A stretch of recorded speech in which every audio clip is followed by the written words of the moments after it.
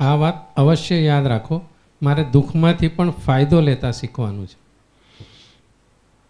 દુઃખમાંથી ફાયદો, આપણે દુઃખને બોલાવતા નથી, પણ આવી ગયું તો ફાયદો કેવી રીતના લેવો. બરાબર?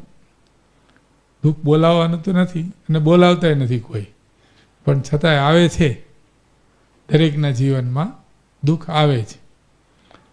સમજો અહીંયા માથાનો દુખાવો આવ્યો,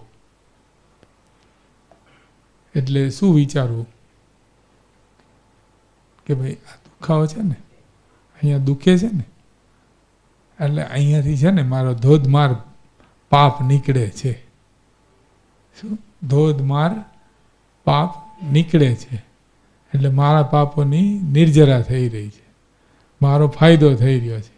જેવું આમ વિચારીએ ને, કારણ કે આ ઘણાની ઉપર પ્રયોગ થયેલો છે, કરેલો છે આપણે, કે ભાઈ આટલું વિચારો ખાલી કે આ દુખે છે ને, તો મારા ધોધમાર પાપ નીકળે છે ને મારા પાપ નીકળી ગયા એટલે મારો ફાયદો છે, મારી નિર્જરા થાય છે.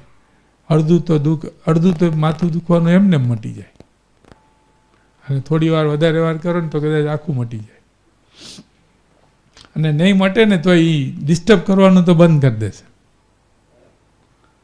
ડિસ્ટર્બ કરતું હોય ને આપણને કે આ માથું દુખે છે, માથું દુખે છે, એ તો બંધ થઈ જશે.